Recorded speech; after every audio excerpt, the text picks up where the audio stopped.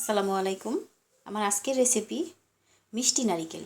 এই যে এটা, বা ইংলিশে যদি বলি তাহলে হবে সুইট কোকোনাট। আর এটা পহেলা বৈশাখী স্পেশাল। আর বৈশাখের মেলাতে বিভিন্ন ধরনের খাবার ওঠে এবং যেগুলো আমরা মেলাতে গেলে খাই, তার একটার মধ্যে এই একটা রেসিপি। আর এটা আমি এখন সবাইকে করে দেখাবো আমি যেভাবে করি আর কি। নিয়ে নিয়েছি একটি প্যান, এবং এটা যে কোনো কিছু নিলেই হবে। চুলা জ্বালিয়ে দিয়েছি এবং প্যান গরম হয়ে গেছে। দিয়ে দিচ্ছি চিনি। এখানে আমি আমার পছন্দ মতো দিচ্ছি। ইচ্ছে করলে কেউ কম বেশি করতে পারে, যে আমি কম মিষ্টি পছন্দ করি সে কমই দেবে। দিয়ে দিচ্ছি পানি। এখন এই চিনি এবং পানি আমি খুব ভালোভাবে জাল দিয়ে নিব, যাতে সুইট কোকোনাট বানাতে ভালোভাবে চিনি গলে যায়। তো ফিরে আসছি চিনি গলা হওয়ার পরে। চিনি কিন্তু পুরোপুরি এখনও মিশে নাই ভালোভাবে। আমি একটু বেশ ঘন করে নিব। ঘন না হলে কিন্তু এই যে মিষ্টি যে নারকেল বানাবো সেটা হবে না, কারণ চিনি একদম নারকেলের গায়ে লেগে লেগে থাকবে। একটু চেক করে দেখি। না, এখনও তারপরে শুরু করেনি, একটা হয়েছে। আরও যখন দু তিনটা হবে তখন পুরোপুরি হয়ে যাবে। এজন্য আরও কিছুক্ষণ জাল দিতে হবে। যদি আমার এই রেসিপিটি ভালো লাগে তাহলে অবশ্যই আমার চ্যানেলটি সাবস্ক্রাইব করবেন এবং শেয়ার করবেন সবার সাথে। আর আজকে থেকে আমার রেসিপি সবার জন্যে। বাসা অবশ্যই ট্রাই করবেন। কেমন হয়েছে আমাকে কমেন্ট করে জানাবেন। আর যারা নারকেল পছন্দ করে তাদের কাছে অবশ্যই ভালো লাগবে আমি জানি।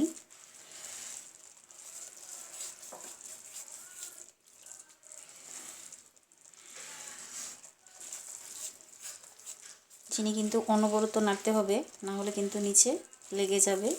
তো ঠিক 3 মিনিট পরে আমি ফিরে আসছি। বেশ অনেকটা ঘন হয়ে গেছে। এখন আমি আরেকবার চেক করে নিচ্ছি।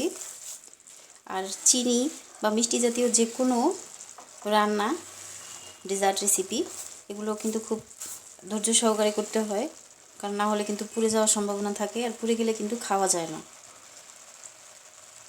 হ্যাঁ, বেশ হয়েছে। এখন এর ভিতরে আমি কেটে রাখা সেই নারকেলগুলো, এই যে লম্বা করে আমি কেটে রেখেছিলাম, এগুলো দিয়ে দিচ্ছি।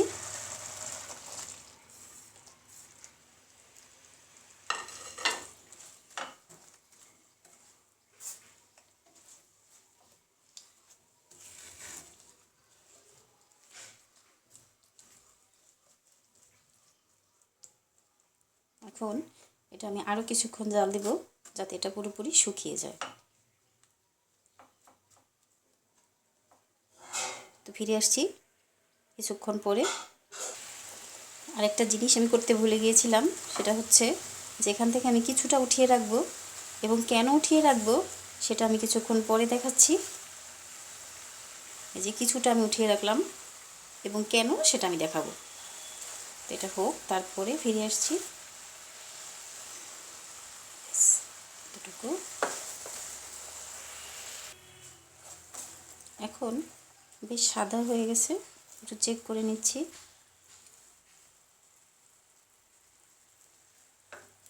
চিনি পানির ভিতরে আমি দিয়ে দিয়েছি, এবং যদি জমাট বেঁধে যায় তাহলে আমি বুঝবো যে এটা হয়ে গেছে। এই যে জমাট কিন্তু বেঁধে গেছে, তার মানে হয়ে গেছে। এটা ঠান্ডা করলে একদম পারফেক্ট মিষ্টি নারকেল হবে। এখন আমি চুলা বন্ধ করে এটা নামিয়ে নিচ্ছি, এবং বাকি অংশটা দেখাচ্ছি। আমি নারকেল অর্ধেকটা নামিয়ে রেখেছি। এখন যে বাকি অর্ধেকটা উঠিয়ে রেখেছিলাম, সেটা আমি বৈশাখী টাচ দেওয়ার জন্যে এখানে একটু লাল রঙের যে ফুড কালার আছে, এই যে এটা আমি এখানে কিছুটা দিয়ে দিচ্ছি। যদি কারো ভালো না লাগে সে নাও দিতে পারে। এটা হয়েছে জাস্ট বৈশাখী রেসিপি, সেজন্য এটা দেয়া।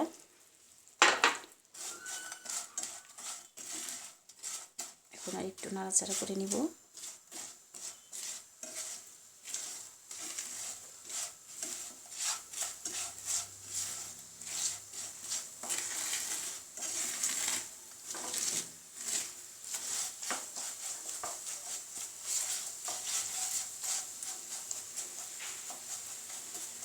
এখন কিন্তু হালকা জাল দিতে হবে,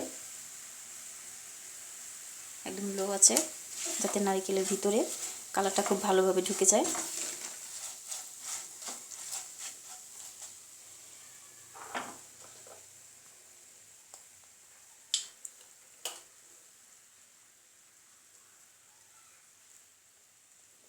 আর আমি এখানে একটা ড্রপ ব্যবহার করছি। এগুলো কিন্তু যে হোমিওপ্যাথির যে ওষুধ, ওর সাথে বা এগুলো আলাদা যে বাচ্চাদের যে ওষুধগুলো দেয় ছোটো ছোটো বাচ্চাদের খাওয়ার জন্য ডাক্তাররা, তার সাথে কিন্তু এই ড্রপগুলো থাকে। যদি কারোর দরকার হয় এভাবে কিন্তু সংগ্রহ করতে পারেন। আমি আসলে কিনে নিয়েছি হোমিওপ্যাথির দোকান থেকে।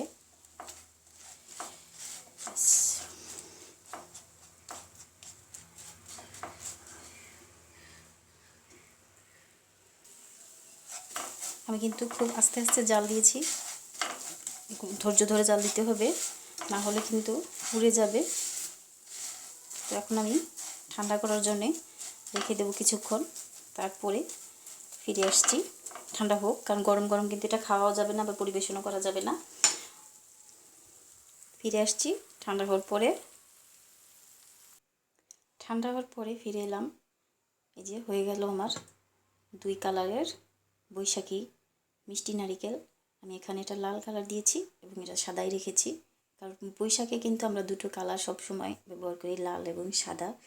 তো আমাদের দেশে যে ধরনের কালার পাওয়া যায় আমি সেটা ব্যবহার করেছি, এবং সেটা তো লাল পুরোপুরি হবে না। যারা রান্না করে এবং যারা কুকিং বেকিং সব কিছুর সাথে যারা জড়িত তারা কিন্তু বুঝবে। যাই হোক, আমি আমার মতো করে যে দিয়েছি, চেষ্টা করেছি নতুন কিছু করার জন্য। যদি আমার রেসিপিটি ভালো লাগে তো সবার সাথে শেয়ার করবেন, আর আজকে থেকে আমার রেসিপি সবার জন্য। তো ভালো থাকবেন সবাই, ফিরে আসছি বৈশাখী নতুন কোনো রেসিপি নিয়ে। আল্লাহ হাফেজ।